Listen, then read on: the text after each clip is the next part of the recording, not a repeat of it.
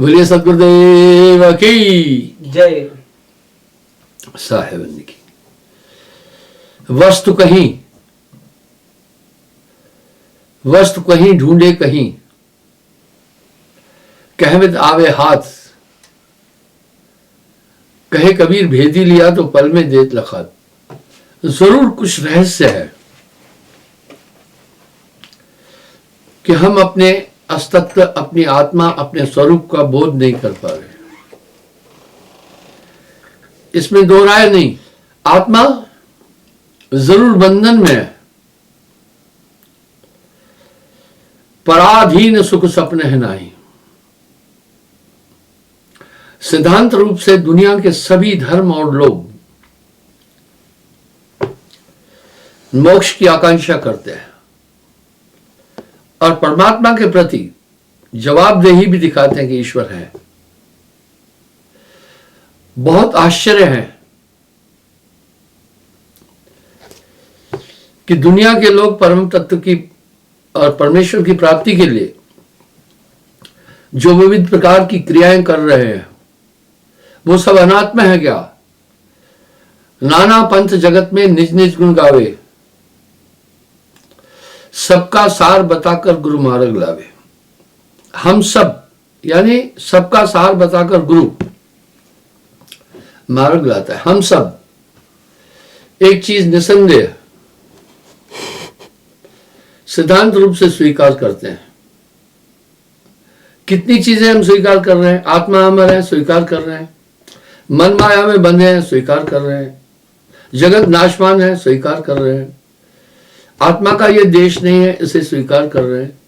मोक्ष की आकांक्षा को हम महत्ता को स्वीकार कर रहे हैं। आगे फिर क्यों नहीं बढ़ रहा है मनुष्य? जरूर कहीं बाधा है, जरूर कहीं रुकावट है। पर दुनिया के अंदर जितने मतमतांतर है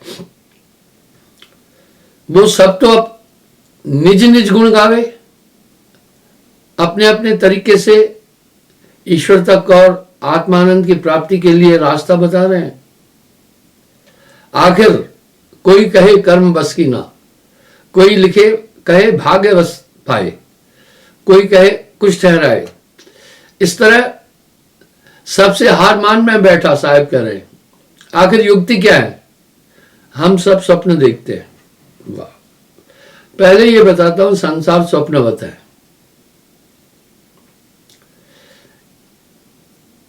अच्छा, संसार स्वप्नवत है। स्वप्न पर बड़े बड़े विद्वान वैज्ञानिक रिसर्च कर रहे हैं। हम लोग स्वप्न देखते हैं। आपको बताऊं स्वप्न का लोग कहां पर है? बाल से 1000 गुना बारीक एक बाईं तरफ कोशिका है। निद्रा अवस्था में आदमी उस जगह पर पहुंचता है तो स्वप्न देखने लगता है। क्या बहुत बारीक रास्ता है स्वप्न का, दुनिया का। इस तरह इस विश्व का अस्तित्व ही जागृत अवस्था है। जागृत में चक्षुन में वासा।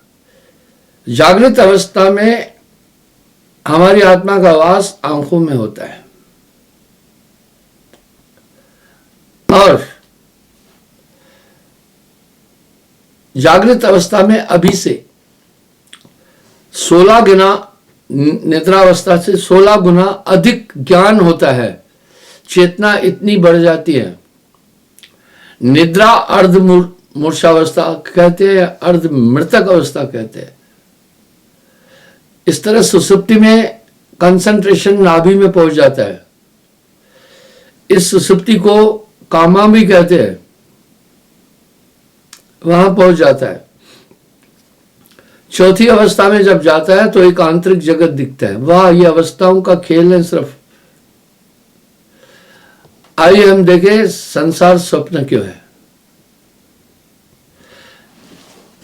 जो स्वप्ना पेखना जग रचना तिन जान, इसमें कछ साचो नहीं, यह नानक साची मानो। नानक देव जी कह रहे हैं इसमें कुछ सच्चा नहीं है, ये सच मानो। और साहब भी कह रहे हैं जगत है रैन का सपना। हमारी सिर्फ एक अवस्था यूं हो जाती है, हम स्वप्न की दुनिया में जाते हैं, विशाल विशाल चीजें देखते हैं, लेकिन जब हम जागृत अवस्था में आ जाते हैं तो उनका अस्तित्व ही खत्म हो जाता है। अभी आज हमें इस विषय पर चिंतन करना है कि संसार स्वप्न है क्या यथार्थ में। जागृत अवस्था में पहुंचने के बाद कोई भी चीज संसार की नहीं दिखाई देती है और नींद की नहीं दिखती। सब गुम हो गए, महल देखते हैं, समुद्र देखते हैं, अन्य चीजें देखते हैं, काफी काफी पदार्थ हम देखते हैं, सब वहीं पर समाप्त हो जाते हैं। आइए हम देखें, जो सपना पेखना जग रचना तिम जान, नानक इसमें कछ नहीं, कुछ नानक कुछ साचो नहीं, या नानक साची मान। नानक देव जी एक तकाजा और तनाजा कर रहे हैं कि मेरी इस बात को सच मानना। और साहब भी तो कह रहे हैं जगत है रैन का सपना, समझना कोई यहां अपना। पहले देखते हैं संसार स्वप्नवत है क्या। हाँ, नाशवान और स्वप्नवत है। ये शून्य में समाया हुआ है, ये पूरा संसार शून्य है। यही तथ्य तो वशिष्ठ जी ने राम जी को समझाया। जब राम जी ने कहा हे गुरुवर ये संसार विशाल दुखों का घर है, आप भौंच के रह जाएंगे वशिष्ठ मुनि का उत्तर सुनकर। कहा हे राम तुम किस संसार की बात कर रहे हो, संसार तो हुआ ही नहीं है, ये मात्र तुम्हारे चित्त की कल्पना है। तुम चित्त का निरोध कर दो तो संसार का अस्तित्व ही खत्म हो जाता है। इसका मतलब है कि यह हमारे चित्त की मात्र एक कल्पना है, एक सुफर्णा है, ये सब शून्य है। मैंने कई बार ग्रेट डिसोल्यूशन का वृतांत भी बोला है, जो वैज्ञानिक तथ्यों पर खरा उतरता है। कुछ नहीं रहता है इसमें बाकी, ना कोई गया नहीं कोई आया। महाप्रलय में जल की अधिकता बढ़ जाती है। कहते हैं कि 100 योजन तक समुद्र का हिलोरा होता है। आप देखें बाल्टी को हिलाओ तो पानी हिलता है। जब पूरा खंड ब्रह्मांड नाश होता है तो विशाल लहरें उठती है, सब मटिया मेट कर देती है, समुद्रों को, पत्थरों को। आप देखते हैं नदियों में रेत मिलती है। रेत क्या है, पत्थरों को बहा बहा कर तोड़ दिया, रेत बन जाता है। इस तरह संपूर्ण पृथ्वी लय हो जाती है, इसका अस्तित्व समा जाता है जल में, कुछ नहीं रहता धरती। अब कुछ लोग कह रहे हैं कि पहले पहले जल था, नारायण जल पर शयन करते थे। सच है, लेकिन ये बात की अवस्था है, इससे पहले और कुछ था। जल आया कहां से? जल तो 2 गैसों का मिश्रण है। अब क्योंकि संतुलन सूर्य का बिगड़ जाता है, इस तरह ग्रह आपस में टकरा करके नष्ट हो जाते हैं, आपस में टकरा जाते हैं। सूर्य का तापमान इतना बढ़ जाता है, इतना नजदीक आ जाता है कि लाखों डिग्री सेल्सियस तापमान बढ़ जाता है। ये तो तथ्य वैज्ञानिक भी स्वीकार कर रहे हैं। पूरा जल शोषित हो जाता है। किससे? सूर्य की ऊष्मा से। अब सूर्य भी गैसेस है, पूरा तो हवा है। आपका शरीर भी वायु से संचालित हो रहा है, खेल ही वायु का है। वायु अधिक हो जाती है, वो वायु सूर्य को ऑफ कर देती है। अगर ऑक्सीजन नहीं होगी तो आग नहीं जल सकती है। आग में जलता ही ऑक्सीजन है। इसका मतलब है आग तो वायु का एक रूप है। वैज्ञानिकों का शोध भौतिक तत्वों पर है, ठीक है, वो अच्छे वैज्ञानिक ईमानदार है। लेकिन आगे का रहस्य नहीं जान पाते। मनुष्य अनादिकाल से परम तत्व का रहस्य जानने का उत्सुक और जिज्ञासु है, पर बिन सद्गुरु भेद नहीं पाता है। वायु की इतनी अधिकता हो जाती है कि आकाश वायु को विलोम कर देता है। वायु विलोम होकर आकाश रूप होती है। अभी तक वैज्ञानिक इस तथ्य तक पहुंचे, आगे नहीं पहुंचे। वो तो साफ कह रहे हैं, the black matter is the base of the creation. अंधकार पांचवा तत्व है, आकाश तत्व। और वो कह रहे हैं पूरा सर्जन इससे नहीं। अंधकार कहां से आया? अंधकार ही सब कुछ थोड़ी है। अभी उनकी खोज चल रही है। जैसे बच्चा पहले स्वर व्यंजन सीखता है, बाद में सरल शब्दों का उच्चारण सीखता है, इस तरह वैज्ञानिक सीख रहे हैं, खोज कर रहे हैं। तो बंधुओं, आकाश को शून्य असमय अपने आप में विलोम कर देती है। देखा, पांचों तत्व खत्म हो गए, शून्य रह गया, नथिंग एल्स। इसलिए सभी संतों ने संसार को नाशवान कहा। कुछ नहीं खत्म हुआ, कुछ गया न कुछ भया, वह कुछ खत्म नहीं हुआ।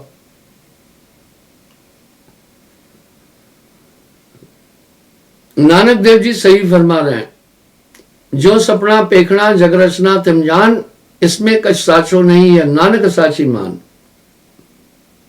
और साहिब वाणी में कह रहे हैं, जगत है रैन का सपना, समझना कोई यहां अपना। बहुत अनूठा खेल है।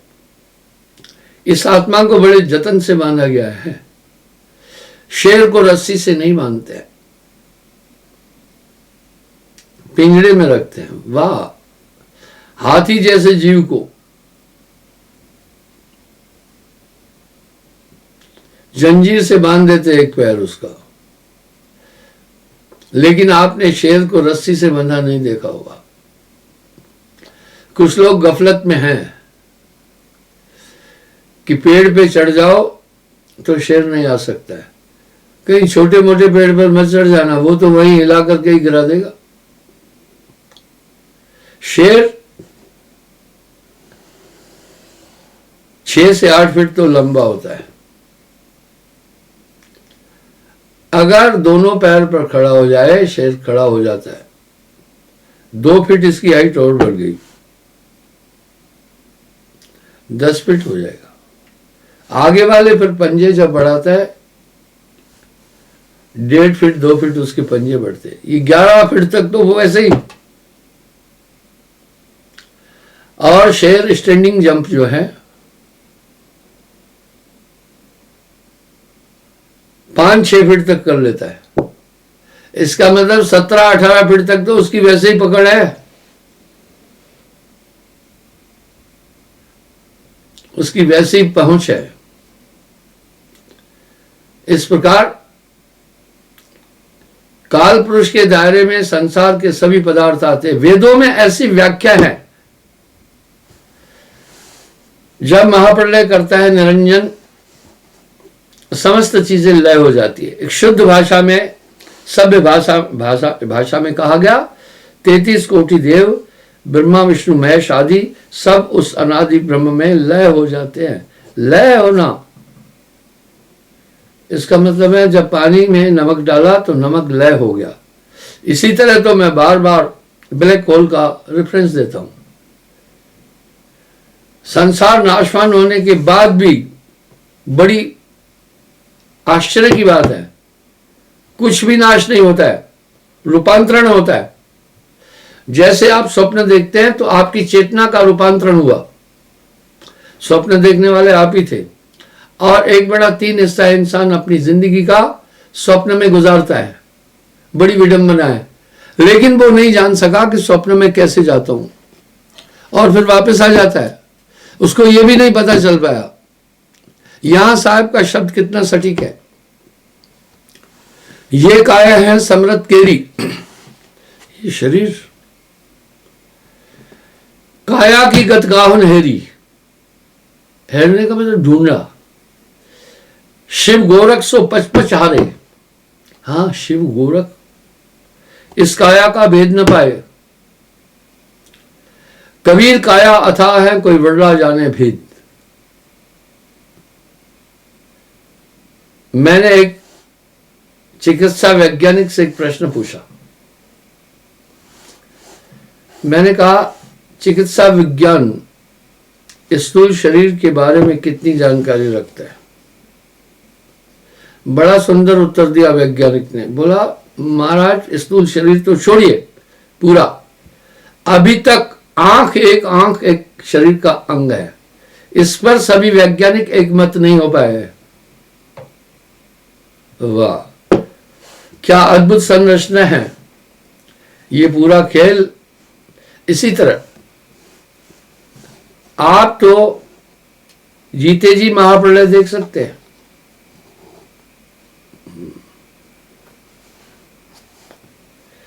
हमें जगत का आभास होता है केवल हमारी मन और कर्म ज्ञानी इंद्रियों के द्वारा। अब यहां साहब एक शब्द कह रहे, ना सुख विद्या के पढ़े, ना सुख वाद विवाद। सहजो भाई बोल रही है, ना सुख विद्या के पढ़े,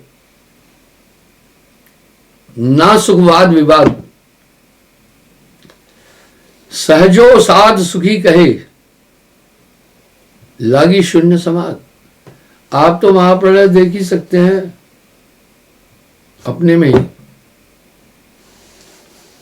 मैं बहकाने फुसलाने की बातें नहीं कर रहा हूं, शास्त्र और वेद सहित।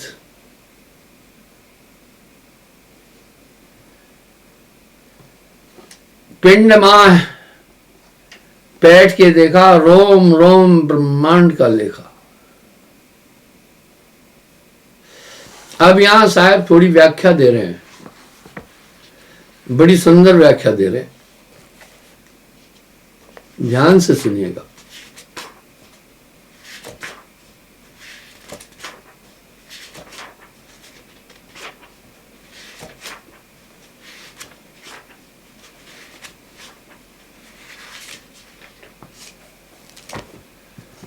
ये संवाद बड़ा गहन है।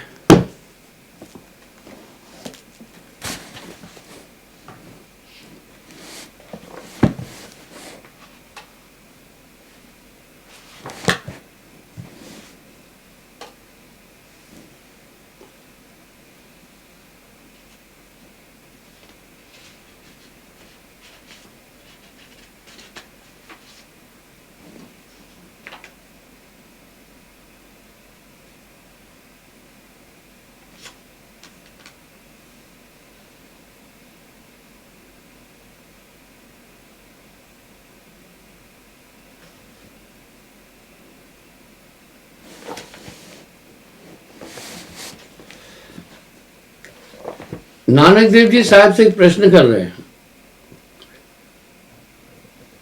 बड़ा प्रासंगिक प्रश्न है।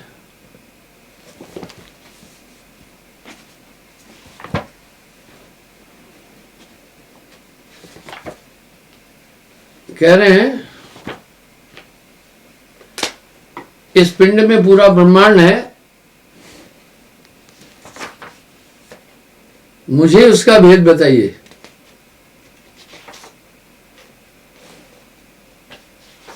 आप देख सकते हैं, आप विचार कर सकते हैं।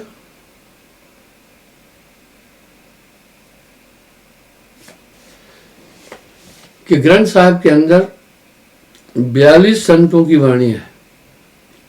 किसी की 2-4 साखियां हैं, 2-4 पद हैं, बाकी गुरुओं की वाणी है। पर कबीर साहब की वाणी को सबसे ज्यादा तहरीर दी गई है।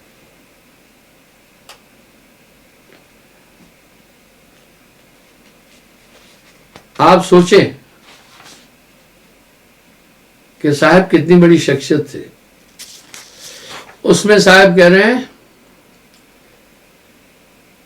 इस धरती पर 7 समुद्र हैं।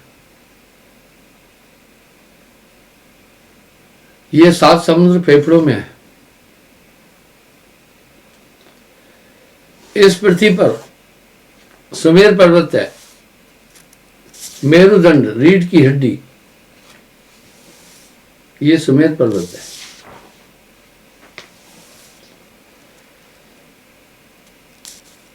इस पृथ्वी पर नाना प्रकार के वृक्ष आदि है। इस तरह इस शरीर में 3.5 करोड़ रोम है। इस धरती को प्रकाशित सूर्य और चंद्रमा करते हैं। बाएं सूर्य, दाहिने चंद्रमा है।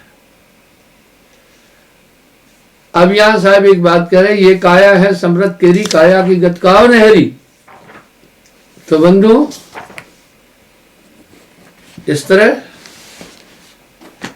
साहब जी वाणी में ये बात कह रहे हैं, ये काया है समृत केरी, काया की गत काया नहरी, शिव गोरख सो पचपचारे, इस काया का भेद न पाए। आप विचार कर सकते हैं। आगे क्या कह रहे हैं, जय खोजत ब्रह्मा थके, शिव शारद और शेष, कहे कबीर सो पाइए, कर सदगुरु की सेव। यानी ये स्थूल जगत तो आपकी चेतना का एक अंग है, और चेतना का चित्तकोश कहां है, आपके मस्तिष्क के इस हिस्से में है। इसलिए कहावत भी है, सर बड़ा सरदार का, पैर बड़ा मर्दार का। जिनकी ये जगह हेल्दी होती है उनकी मेमोरी और ब्रेन बहुत तेज होता है। ऐसी मान्यता चिकित्सा विज्ञान की भी है। अपवाद है कि 100 में से बड़े सर वाला डिस्टर्ब निकले। तो बंधु ये कुछ इसके अंदर ये चेतना की अवस्था है। मैंने 5 तत्वों का भी उल्लेख किया, उनका 5 तत्वों का केंद्र इस शरीर के अंदर है। मूलाधार चक्र पर पृथ्वी तत्व है पूरा।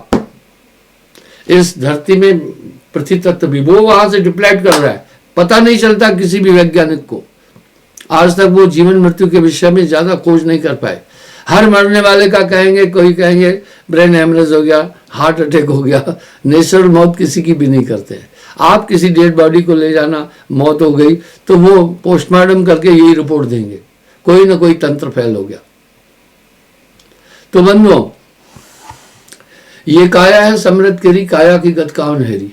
इस तरह ये जो अवस्थाओं का पूरा खेल है, आप महाप्रलय शरीर में देख सकते हैं। जैसे इंसान सुषुम्ना में जाता है तो पहले क्या होता है, पृथ्वी तत्व को ये खींच लेता है वायु में, जल में, और पृथ्वी तत्व का निवास ही गुदा पर है, और जल को फिर वायु तत्व में परिवर्तित कर देता है।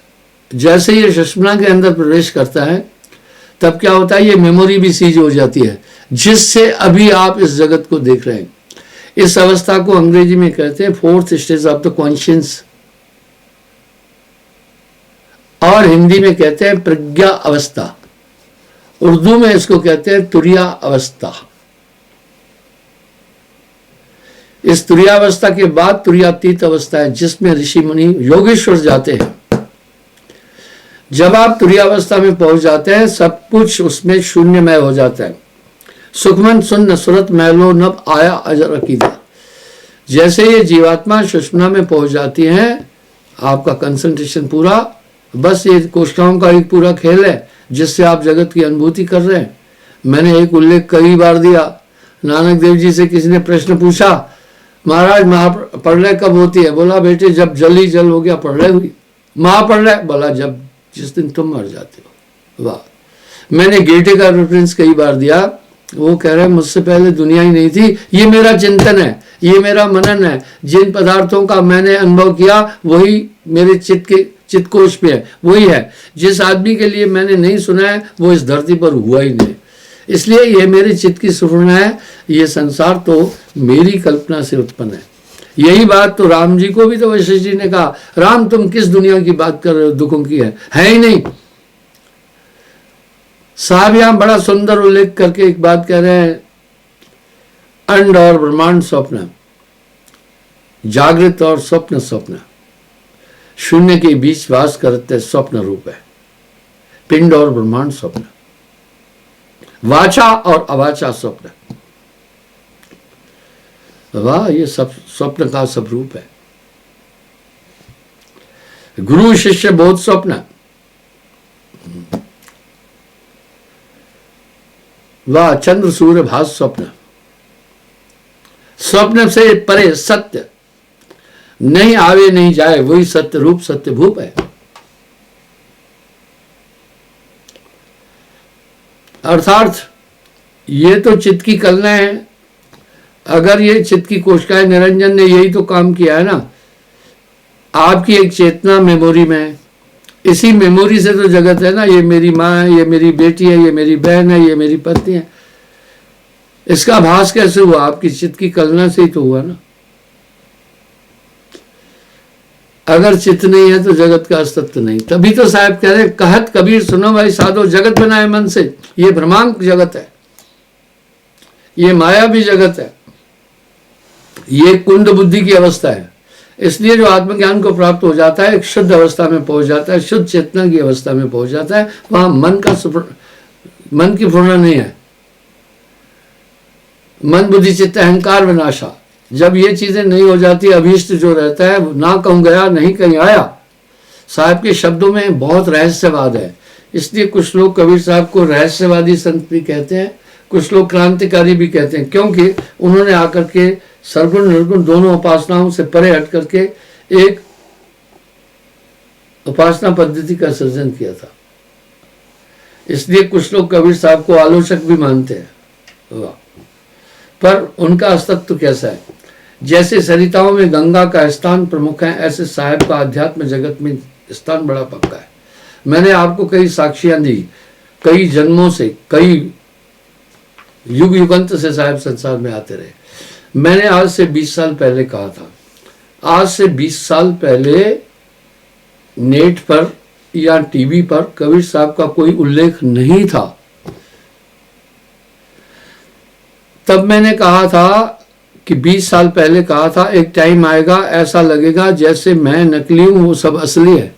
अब आप जाकर देखो, इतनी भरमार हैं टीवी पर साहब की। हालांकि जो लोग ये सब चीजें कह रहे हैं वो जानते नहीं है, कुछ भी नहीं जानते। यहां साहब एक बात साहब कह रहे हैं, कबीर का गाया गाएगा तो 3 लोक में मार खाएगा, कबीर का गाया बूझेगा तो अंतर्गत को सूझेगा। तो बंधुओं, मैं ये यहाँ कहना चाह रहा हूँ, बिन देशे देखे उस देश की बात करे सो कूड़, आप तो खारी खाते बेचत फिरे कपूर। यहाँ साहब कहा कि ये संसार का बोध, संसार की अनुभूति आपको गुरु एक ताकत देगा जिससे ये मिथ्या लगेगी और आप इस बंधन से किसी भी तरह से बच नहीं सकते हैं। बहुबंधन ते बांधिया एक बेचारा जीव, जीव बेचारा क्या करे जो न छुड़ावे पी। आप विचार करें, बड़े बड़े तपस्वियों की तपस्या भंग की गई। कौन सी शैतानी ताकत है कि जो हमें ईश्वर तक जाने में बाधक है और नहीं जाने दे रही है? सामने तो मिल रहा है, हमारे शास्त्रों में उल्लेख मिल रहा है कि फलाने ऋषि ने इतनी तपस्या की, काल पुरुष आया, कामदेव ने उसकी तपस्या खत्म कर दी। ये कौन है कामदेव? नारद जैसी विभूतियां, ब्रह्म ऋषि नारद को भी लोभ आ गया और शील निधि की कन्या से विवाह करने के लिए विष्णु जी से शरीर मांगने गया स्वयंवर के लिए।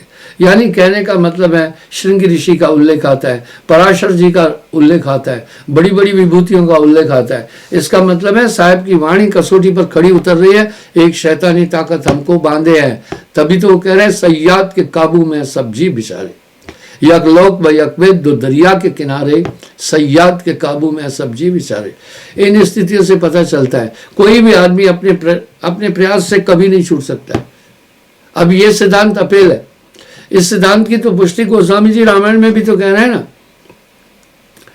घृत भर मिले है बारी के मथते, बारी पानी को कहते हैं, घृत घी को कहते, घृत घी को कहते हैं। घृत भर मिले हैं बारी के मथते, पानी के मतने से कोई कहे घी मिला, कह रहे मान लूंगा। सिकता से बरु तेल, सिकता रेत को कहते हैं। कोई कहे रेत को पिरोने से मैंने तेल निकाला, असंभव है, मैं वो भी मान लूंगा। बिन गुरु भक्ति न भवतरे, यह सिद्धांत अपेल। गोस्वामी जी ने तो प्रारंभ ही गुरुपद, श्री गुरुपद नख गणमण ज्योति समृत दिव्य दृष्टि होते वहीं से किया।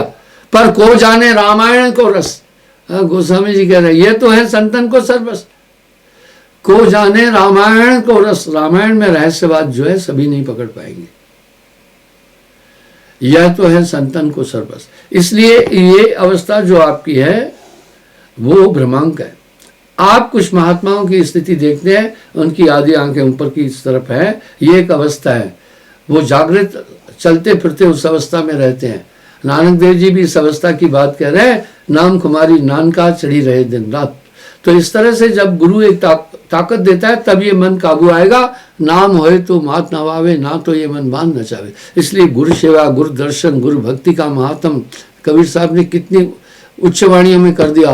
सात दीप नवखंड में गुरते बड़ा न कोय, करता करे न कर सके, गुरु करे सो होए। कबरा हर के रूठते गुरु की शरणी जाए, कहे कबीर गुरु रूठते प्रभु नहीं होता है। इस तरह ये दिव्य विभूतियाँ, ये सब दिव्य ताकतें जो आपके बंधन है वो सब आपको दिखते जाएंगे। लेकिन वस्त्र कहीं ढूंढे कहीं कहवे आवे हाथ, भाई उपाय के बिना कुछ नहीं हो सकता।